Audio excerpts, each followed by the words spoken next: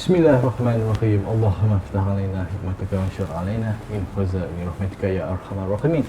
Assalamualaikum warahmatullahi wabarakatuh. Apa khabar penonton di rumah, di mana jua dan juga di mana jua anda berada, insya-Allah. Dan kita kembali bersiaran dalam program Halakah Al-Ummah bersama saya Adli Effendi, insya-Allah. Bagaimana puasa, bagaimana Ramadan anda tahun ini?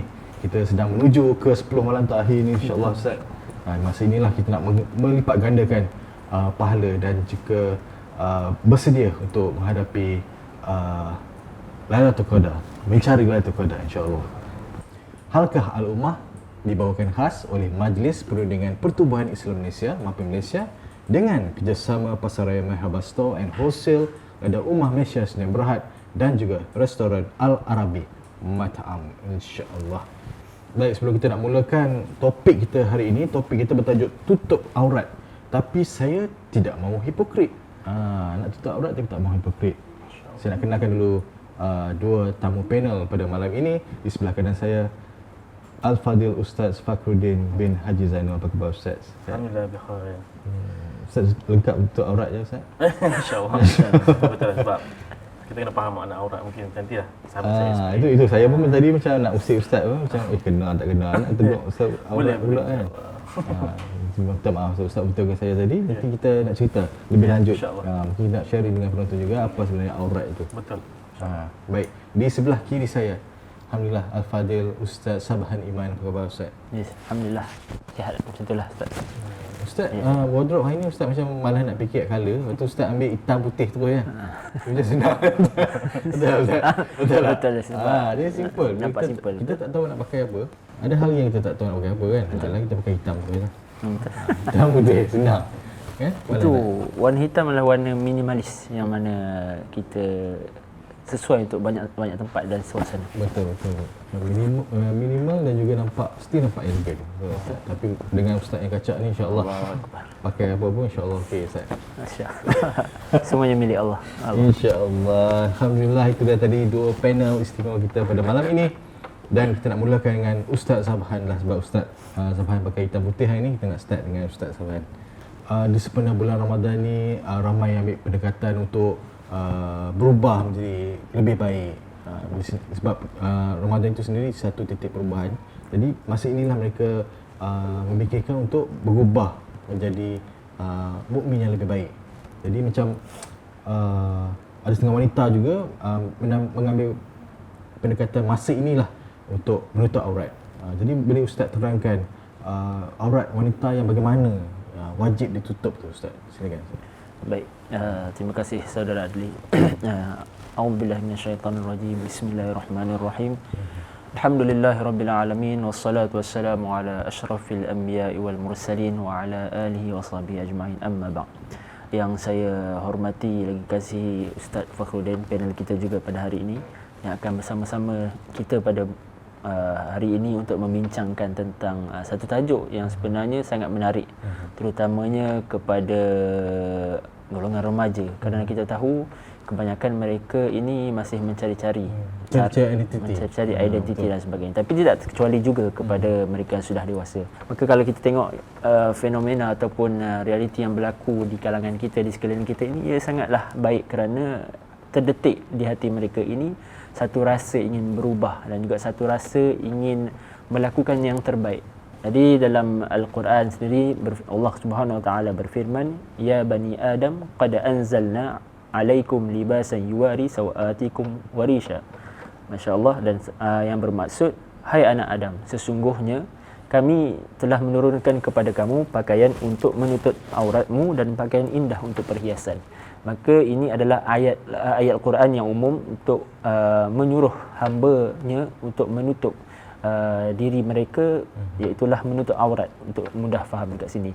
Dan juga dalam satu lagi ayat surah Nur ayat 31, yang mana ayat ini adalah ayat yang panjang menerangkan satu had yang mana wanita sepatutnya tutup, dan juga kepada siapa, golongan mana yang boleh didedahkan aurat, dan sekadar mana aurat yang boleh didedahkan itu dan sebagainya. Jadi kalau kita berbincang berkenaan dengan wanita, dia berbeza sedikit daripada lelaki, dan wanita ini dia banyak pembahagiannya dari segi aurat, di kepada siapa, dari had mana kepada mana dan sebagainya. Dan kalau kita ingin simpulkan bahawa had wanita ini dia terbahagi kepada beberapa bahagian. Had aurat wanita ini. Yang pertamanya adalah kepada ajnabi ataupun yang bukan mahram. Okey, jadi aurat kepada mereka ini adalah aurat seluruh tubuh badan mereka kecuali muka dan juga tapak tangan. Bagaimana pula aurat kepada yang mahram? Itulah kepada adik-beradik dan sebagainya. Jadi adik-beradik ataupun mak ayah. Okey, jadi aurat kepada golongan ini adalah di antara pusat hingga ke lutut. Ini adalah had auratnya kalau ikutkan pada asalnya. Tapi kalau diikutkan pada hukumnya begitu, tapi pada praktisnya ulama memerintahkan ataupun ulama menyuruh kepada perempuan untuk sentiasa menjaga perhiasan mereka kerana untuk mengelakkan daripada berlakunya fitnah ataupun perkara-perkara yang tidak diingini. Kemudian pembahagian ketiga adalah aurat wanita kepada suami. Jadi ini kita tahulah bahawa wanita dan juga suaminya maka tiada aurat. Dan terdapat satu lagi juga golongan atau perbincangan, itulah bagaimana aurat wanita dengan wanita yang bukan Islam. Jadi pada asalnya sama juga sebenarnya aurat wanita bukan Islam ni dengan wanita dengan lelaki yang ajnabi. Itulah keseluruhan badan kecuali muka dan tapak tangan.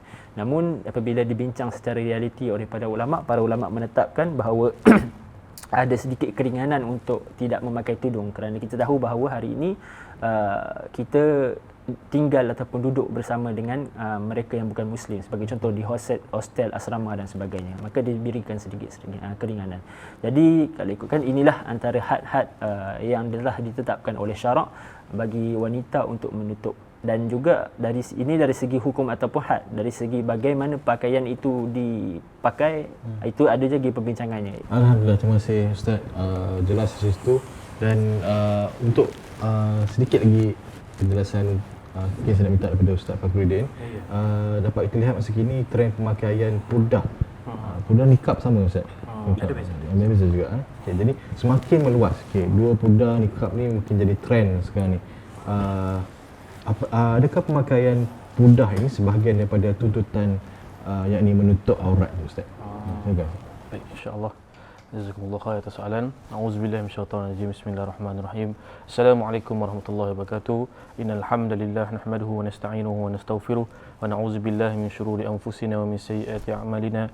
May yahdihillahu fala mudilla lahu wa may yudlil fala hadiya lahu. Asyhadu an la ilaha illallah wa asyhadu anna Muhammadan 'abduhu wa rasuluh. Amma ba'd. Yang saya mulakan sahabat Melita, saudara Adli, seterusnya ahli panel yang sering bersama saya lah sekarang, iaitu Ustaz Sabar insya-Allah, dan membicarakan tajuk berkaitan aurat. Baik, bila sebut tentang niqab ataupun tadi saudara Ali tanya tentang purdah. Dia ada perbezaan. Purdah adalah bahagian kain yang menutup hidung dan ke bawah. Adapun niqab kain yang menutup semua melainkan mata saja, tinggal biji mata sikit.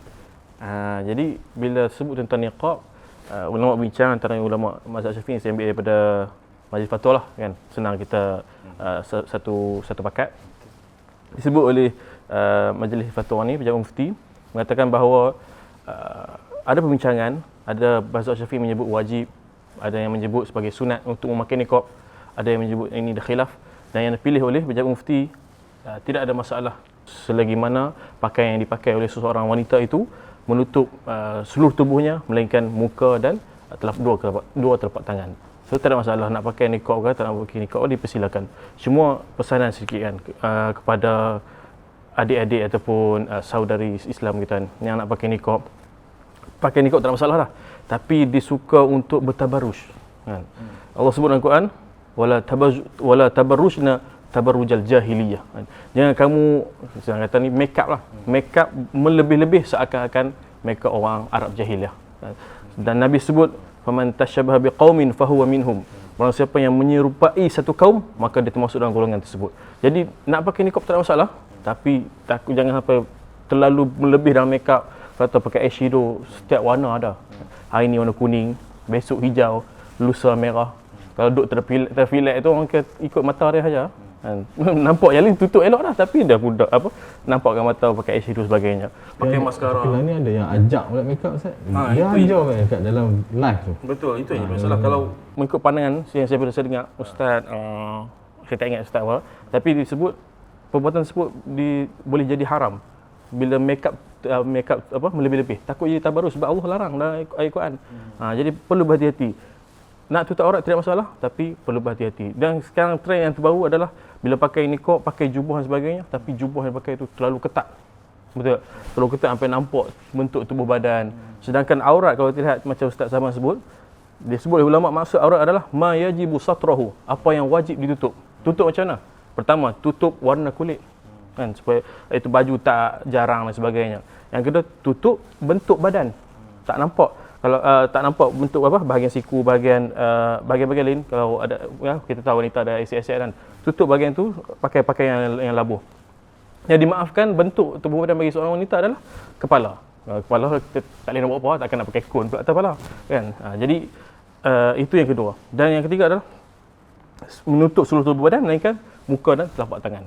Jadi bila sebut tentang aurat, itulah yang perlu dijaga bagi seorang wanita di hadapan ajnabi, orang yang boleh ataupun layak baginya untuk berkahwin dengannya. Dan jadi sangat perlu berhati-hati. Jadi tujuan menutup aurat atau memakai niqab dalam Islam ni cantik dah. Untuk mengelakkan fitnah kan. Tapi sayangnya masyarakat sekarang sebaliknya pula. Pakai niqab tapi mengundang untuk orang ajnabi, orang lelaki untuk tengok dia pula. Bila ditanyakan kisah Nabi Muhammad SAW dengan Sayyidatina Fatimah, kalau tak silap saya, Nabi sebut, siapakah, Nabi tanya Sayyidatina Fatimah, siapakah wanita yang terbaik? Maka Sayyidatina Fatimah jawab, iaitu seorang wanita yang dia tidak melihat lelaki dan lelaki tidak melihatnya. Jadi inilah wanita yang terbaik. Dan bila mendengar jawapan daripada Sayyidatina Fatimah, Nabi sebut, inilah zuriyati, inilah zuriat aku. Ini Sayyidatina Fatimah begitu mengamalkan dengan apa yang ada dalam Al-Quran, apa yang disebut oleh Nabi. Jadi inilah gambaran tentang wanita yang muslimah yang sejati. Yang ini mereka menutup aurat sehingga tidak dilihat oleh orang lelaki. Dan kalau boleh, kalau zaman dulu perempuan ni tak keluar pun rumah. Hatta pernah diceritakan oleh ustaz saya bila mana ustaz saya melawat rumah seorang lecturer dia di belah Arab kan. Bila melawat tengok bila dalam rumah tu tak ada, langsung kata isteri dia keluar untuk serve makanan, tak ada. Yang serve makanan tu lecturer ustaz saya tu. Lecturer tu yang duk serve. Sampai tahap tu para ulama menjaga isteri-isteri mereka. Tapi sekarang mungkin tuntutan kerja dan sebagainya, tak ada masalah, tapi perlu berhati-hati dan sangat menjaga bab aurat ni. Kerana kita tahu bila Allah sebut dalam Al-Quran tentang penzina, Allah dahulukan az-zaniatu, penzina perempuan, atau mengundang untuk perkara-perkara yang berkaitan syahwat ni kebiasaannya adalah wanita. Jadi perlu berhati-hati wanita supaya tidak mengundang mengundang fitnah kepada orang lelaki. Mereka perlu menutup aurat dengan sempurna. Jadi insya-Allah. Dan kata ulama, bila mana seseorang perempuan dia kadang-kadang ragu-ragu, dia tahu macam mana pakaian yang terbaik untuk dipakai di luar sana bila berhadapan dengan ajnabi. Sebagaimana pakaian kamu ketika solat, pakailah pakaian itu di luar daripada solat. Itu insya-Allah memang menutup aurat dah. Kan? Tapi takkanlah nak pakai telekung, tapi gambarannya sebegitu. Pakaian yang di dalam solat itu praktikkan di luar solat. Supaya kita tahu memang bila mana dalam solat insya-Allah takkan nampak aurat kita dan akan elak daripada berlakunya fitnah dan sebagainya. Wallahu taala alam, insya-Allah. Insya-Allah. Lengkap Ustaz Tukudir. Saya faham itu. Jadi saya nak ambil dari bahagian sikit yang Ustaz sebut pasal pakai baju yang fit. Apa lain orang panggil apa? Easy fit. Easy fit ke tight? Macam itulah. Macam itulah. Body fit. Macam itulah Ustaz Zafan. Ada pula orang kata pada masa zaman sekarang ni, kalau kita pakai baju yang longgar, gerebek betul kan? Jadi macam old school pula Ustaz. Lagi elok kena pakai body fit semua. Baju tu dia grab. Nampak bentuk. Barulah upload gambar dalam Instagram tu kan, dia jadi Instagramable. Instagramable dia panggil. Yes, insya-Allah. Jadi apa pandangan Ustaz? Okay. Bismillah, alhamdulillah. Dalam satu hadis Nabi SAW ada mengatakan bahawa idza lam tastahi fasna' ma syi'ta. Ini satu hadis yang diriwayatkan oleh Imam Bukhari. Iaitulah yang bermaksud apabila seseorang tersebut sudah hilang akan malunya, maka lakukanlah apa yang dia suka. Seseorang ini akan berasa malu, maka dia tidak akan melakukan dosa. Seseorang ini dia berasa malu, maka dia tidak akan mendedahkan auratnya. Seseorang ini dia berasa malu, maka dia tidak akan mendekatkan dirinya dengan kemaksiatan. Jadi Ustaz, adakah malu ni berkait juga dengan iman? Ya, betul. Kerana hadis Nabi SAW, al-haya'u minal iman. Malu ini sebahagian daripada iman. Maka buat mereka yang masih berada iman di dalam hatinya, maka Allah mengurniakan sifat ini kepadanya ataupun perasaan ini. Iman adalah salah satu perasaan yang ianya menjadi benteng kepada seseorang itu daripada melakukan kemaksiatan. Sama ada malu ini kepada diri sendiri ataupun malu ini kepada sesama manusia, ataupun yang paling penting sekali adalah malu ini kepada Allah. Masya-Allah. Terima kasih Ustaz. Ustaz, saya tadi masa Ustaz tengah bercerita tadi, saya teringat cerita masa zaman saya remaja dulu kan. Ada kawan-kawan yang tak kira lelaki ke perempuan, ada yang tak menutup aurat, ada yang pakai seluar pendek lelaki, yang perempuan mungkin orang panggil sekarang free hair. Tapi dia kata walaupun aku tak menutup aurat, tapi hati aku baik. Nak tanya pendapat antara mungkin Ustaz Sabhan ataupun Ustaz Fakhruddin. Tapi sebelum tu kita rehat dulu seketika dan kita akan kembali selepas ini, insya-Allah.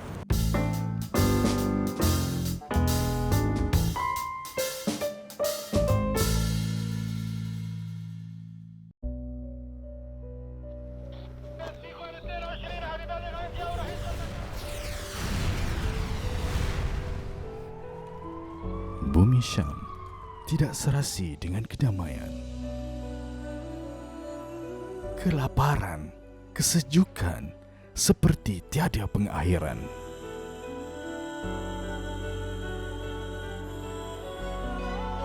Harapan, kurniaan demi sesuap santapan berbuka.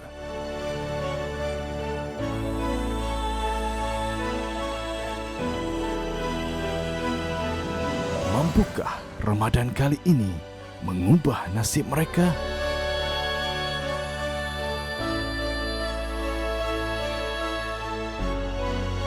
Bersama MAPI Malaysia, layari www.rayuansyria.com. Assalamualaikum warahmatullahi taala wabarakatuh. Bagaimana sahabat di sana ingin melaksanakan ibadah korban? Ini Abang Jamil, seorang sahabat kita yang tengah runsing tapi niat dalam hati nak laksanakan korban. Macam ni, seekor lembu kan boleh laksanakan 7 bahagian. Jadi, Abang Jamil boleh panggil kenalan dan juga keluarganya untuk bersama di dalam ibadah korban. Jangan risau, tak semestinya bayar cash. Sekarang kan dah moden. Kita boleh buat bayaran secara online. InsyaAllah kepada yang melaksanakan korban bersama dengan kami, kita akan serahkan daging ini kepada golongan-golongan asnaf yang berada di sekitar kawasan kita. Jadi kepada anda semua yang ingin melaksanakan korban dan juga akikah, hanya melalui di www.ibadahkorban.com.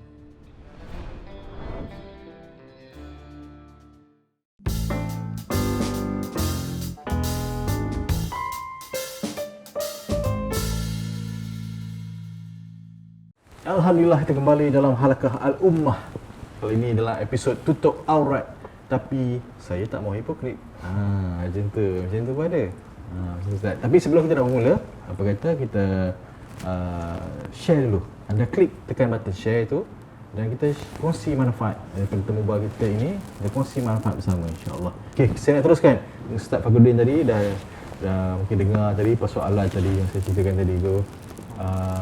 Dia tak menutup aurat, tapi diri dia rasa dia hati dia baik, tapi dia tak menutup aurat je, Ustaz. Macam mana tu, Ustaz? Ya, Ustaz ada pandangan, silakan Ustaz. Masih ada soalan. Tidak tutup aurat tapi hati baik, macam tu. Kita tanya balik, betul ke hati dia baik kalau dia tidak tutup aurat kan? Sebab bila tuntutan menutup aurat ni adalah tuntutan daripada Allah SWT. Yang telah ayat dikongsi oleh Ustaz Sabhan tadi membincangkan tentang tuntutan menutup aurat. Tapi bila mana dia kata dia hati baik tapi dia tidak menutup aurat, dia lawan. Dia langgar hukum Allah. Adakah dia betul layak selayaknya dia dapat title hati dia baik itu? Sebab dia lawan hukum Allah kan. Kalau kata mungkin dia nak ikut kisah, kita dengar kisah sebelum ni, iaitu seorang pelacur yang menyelamatkan seekor anjing kan dengan memberikan minum.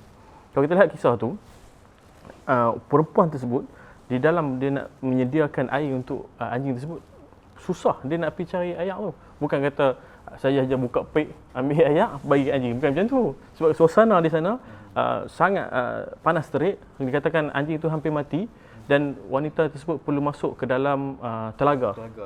Pergi masuk, lepas tu buka kasut, cedok ayam, benda yang susah. Tapi bila macam isu ni, dia kata senang je. Aku tak tutup aurat tapi hati aku baik. Mudah-mudahan Allah terima. Adakah sama dengan konsep tadi? Tak. Sebab untuk menutup aurat ni perlukan kepada mujahadah, kan? Dan ini merupakan tuntutan Allah, dan mana mungkin seseorang yang tidak melakukan tuntutan Allah dia akan dikira sebagai baik. Dan kalau kita lihat orang yang sebegini, orang yang dia mengakui Allah itu Tuhan, akan tetapi dia melakukan dosa-dosa menyebabkan dia boleh menjadi orang yang fasik dan sebagainya, mereka ini di hari akhirat kelak akan dicelup sekejap ke dalam api neraka Allah. Wali'iyyazubillah. Kita tak mahu perkara tersebut. Walaupun saya guna je istilah sekejap, tapi kita tengok di hari akhirat, satu hari bersamaan dengan 1,000 hari lebih kurang, kan? Berkali-kali ganda. Walaupun kata sekejap, takut-takut asbab kita tidak menutup aurat di dunia ini, kita merasakan aku walaupun aku tidak tutup aurat tapi aku buat benda lain, solat aku buat, kan, bersedekah pun aku buat, baca Quran pun aku buat, takkan aku Allah tak ampunkan sikit dosa aku ni? Jangan, hati-hati. Takut disebabkan perkara kecil yang kita tinggalkan, yang kita anggap kecil, akan tetapi benda ni besar di hadapan Allah SWT. Wa may ya'mal mithqala dzarratin khairan yarah, kan? Benda sekecil-kecil benda pun Allah akan anggap sebagai satu kebaikan. Syarran yarah, benda sekecil-kecil kejahatan pun Allah akan lihat. Jadi perlu berhati-hati. Kita, kalau boleh dalam Islam ni kita nak cover semua benda. Takut-takut menjadi perangai yang Allah sebut dalam ayat lain, ambil Islam ni ba'du. Ambil ikut dan dia. Yang dia nak je dia ambil, yang dia tak mau dia tinggal. Wali'iyyazubillah. Takut-takut kita jadi golongan yang melanggar hukum Allah. Dan bila mana orang yang melanggar hukum Allah, kita takut sangat dia akan jadi golongan syirik. Wali'iyyazubillah. Kita tak mau yang tu. Kalau kata fasik tu boleh tahan sikit. Tapi kalau boleh dua-dua tak maulah. Sebab munafik akan masuk neraka selama-lamanya, fasik akan masuk neraka sekejap. Jadi dua-dua tu akan masuk neraka. Kita tahu kita ni tak mampu. Dengan itu, beramallah dengan semua yang Allah telah perintahkan. Wa ma atakumur rasulu fakhuzuhu wa ma nahakum anhu fantahu. Apa yang Nabi telah bawakan kepada kita, ambil, berpegang betul-betul, dan apa yang Nabi telah larang, tinggalkan. InsyaAllah mudah-mudahan menjawab soalan daripada sahabat mereka tadi. Terima kasih Ustaz Fakhruddin. Itu tadi walaupun tak bertudung tapi hati baik. Dia klaim macam tu. Yang ni pula Ustaz Sabahan, persoalannya adakah digelar hipokrit bagi seorang yang menutup aurat dengan baik, tapi sebenarnya di belakang ini dia melakukan maksiat, Ustaz? Macam mana hipokrit, Ustaz? Saya pendengar Ustaz. Terima kasih saudara Adli untuk soalan tu. A'udzubillahi minasyaitanir rajim. Bismillahirrahmanirrahim. Berkenaan dengan hipokrit ataupun tak hipokrit, kepada mereka yang sudah menutup aurat ini, kita katakan ia sebenarnya ia adalah usaha seseorang itu untuk menjadi lebih baik. Talbisul iblis, itulah tipu daya syaitan. Tipu daya syaitan yang apa dijadikan syaitan ini sangatlah bijak. Apabila dia meletakkan ataupun membisikkan telinga kita mengatakan bahawa kalau aku tutup aurat nanti tapi kalau aku buat dosa, apa pula orang pandang. Jadi dekat sini menyebabkan dia buka aurat. Sebab apa? Sebab dia malu, sebab dia sentiasa sering melakukan dosa. Sebab itulah dia buka aurat. Jadi ini adalah salah satu tipu daya iblis, yang sebenarnya iblis sangat bijak dalam melakukan benda ini. Dan kalau kita lihat balik bahawa jalan-jalan iblis nak sesatkan manusia ini sangat-sangatlah halus. Bila dia tinggalkan, bila keadaan dia sudah bertutup aurat tapi masih melakukan maksiat, maka adakah patut dia melakukan maksiat dua kali dengan meninggalkan tuntutan menutup aurat pula? Jadi dekat sini tuntutannya dekat sini dia dah meninggalkan kedua-dua tuntutan, masya-Allah. Tapi kalaulah dia sentiasa mengenakan pakaian, sebab kita tahu bahawa perkara ini sebenarnya tidak berkait. Kerana pakaian ini adalah satu tuntutan syarak, iaitu satu perintah Allah untuk supaya kita menutup aurat. Tapi maksiat-maksiat lain, tuntutan syarak yang lain. Maka jangan dikaitkan, kerana kita tahu bahawa biasa mencuba untuk menjadi seorang muslim yang lebih baik, insya-Allah. Jadi mungkin Ustaz Fakhruddin mungkin ada tambahan sikit, macam mana Ustaz kita nak ikhlas dan juga kita nak istiqamah dalam jaga aurat ni, kita nak jadi mukmin yang lebih baik. Jadi mungkin sebelum itu kita nak berehat dulu sikit itu, Ustaz. Kita akan kembali selepas ini, insya-Allah.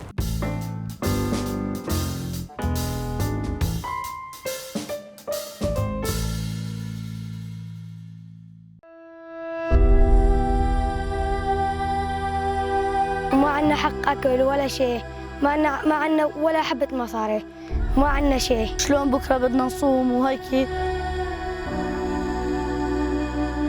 Bulan Ramadan, mereka tetap berpuasa walaupun dugaan mereka sangat berat berbanding kita. Mereka tiada kemampuan untuk meraihkan waktu berbuka dengan hidangan lazat dan berkhasiat, hanya sekadar apa yang ada. Apa saja yang ada, itulah rezeki yang bagi mereka Allah tetapkan hari itu.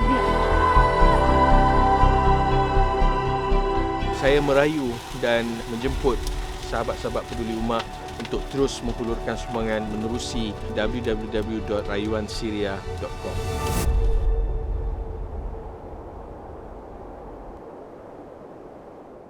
Assalamualaikum warahmatullahi taala wabarakatuh. Bagaimana sahabat di sana ingin melaksanakan ibadah korban?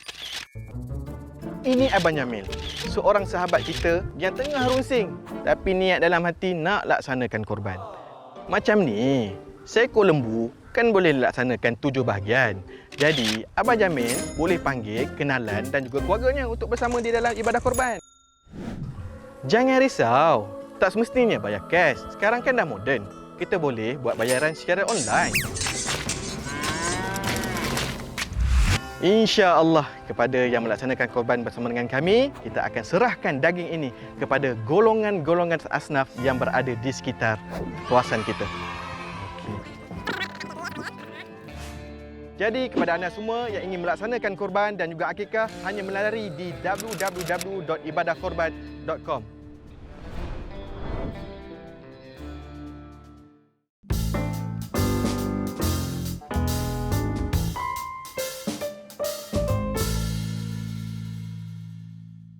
Alhamdulillah, kita kembali dalam Halakah Al-Ummah bersama saya Adli Effendi. InsyaAllah topik kita malam ini adalah tentang tutup aurat.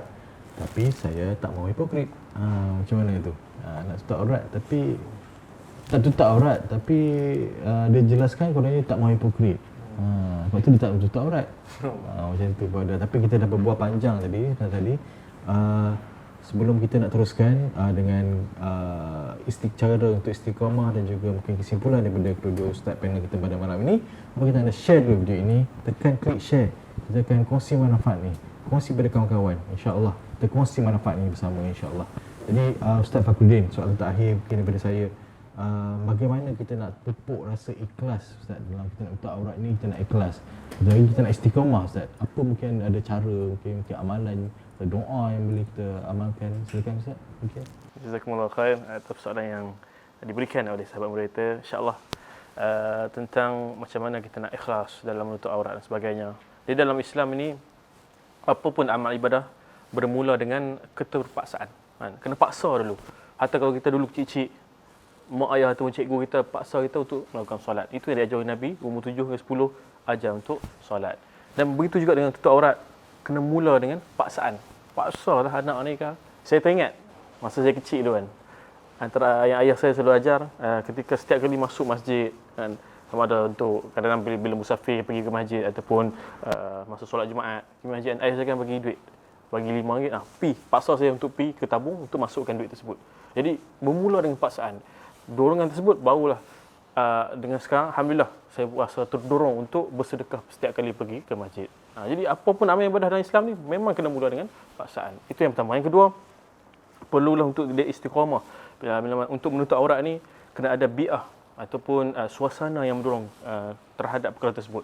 Carilah kawan-kawan yang tutup aurat juga. Bukan kata nak elakkan terus sahabat-sahabat yang tidak menutup aurat dan sebagainya. Tak.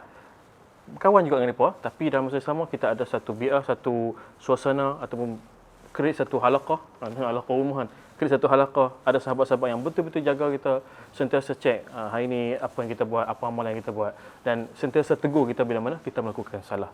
Dan itu yang kedua. Yang ketiga, yang terakhir adalah sentiasalah tuntut ilmu. Sebab baru ini saya tengok satu video kan, ada seorang makcik tu, dia buat video, dia kata tuntutan menutup aurat ini bukanlah wajib, ikut suka. Jadi sebab apa jadi macam tu? Sebab dia kurang menuntut ilmu. Jadi 3 benda ni sangat jaga-jaga. Memang pertama yang nak buat amal ibadah kena ada paksaan. Yang kedua, bi'ah solehah untuk kita sentiasa kekal dalam amal ibadah. Dan yang ketiga, terus tuntut ilmu. Mudah-mudahan dengan asbab ilmu yang kita ada, kita akan ikut apa yang Allah perintahkan, kita akan teruskan jaga apa yang sunnah-sunnah Nabi yang telah ajarkan kepada kita. Wallahu ta'ala alam. InsyaAllah. Ustaz Zahan mungkin ada nak tambah sikit kesimpulan sebelum kita mengakhiri kita punya diskusi pada malam ini, insyaAllah.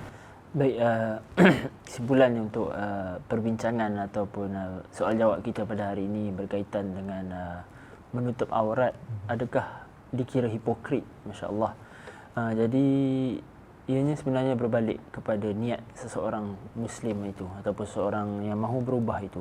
Apabila dia tutup aurat, maka dia tahu bahawa ini adalah titik permulaan. Dan kalau kita tengok bahawa banyak je hari ini kalau nampak orang dah tutup aurat, mula tutup aurat, namun dia buka balik selepas tu. Mengapa ini terjadi? Sebab antaranya adalah niat itu tidak diteraskan dengan perkara yang paling penting, itulah apa yang telah Ustaz dia mention tadi, itulah istiqamah. Istiqamah ini satu benda yang sangat bernilai. Kalau kita tengok bahawa dalam Islam tadi mengajar kita untuk sentiasa beristiqamah. Istiqamah dengan perkara-perkara kecil. Dan mula daripada sekecil-kecil perkara, itulah dengan menutup aurat secara sederhana, kemudian secara sempurna dan sebagainya. Jadi istiqamah ini sangat mahal nilaiannya, kerana istiqamah ini adalah satu sifat yang mengikat seorang mukmin itu untuk sentiasa beramal dan juga beribadah serta mendekatkan diri kepada Allah Subhanahu Wa Taala. InsyaAllah. Terima kasih Ustaz Zahan. Terima kasih Ustaz Fakhruddin. Ramadan ini titik perubahan. Jadi mungkin inilah masanya kita nak kejar lagi tak berapa hari, kita nak kejar 10 malam akhir. Masa inilah kita nak bersiap sedia nak berubah sebab kita nak hadap tahun depan yang lebih baik, insya-Allah. Dan kualiti kita sebagai seorang mukmin yang lebih baik, insya-Allah. Jadi kita akan bertemu lagi dalam episod akan datang. Assalamualaikum warahmatullahi wabarakatuh. Jumpa lagi.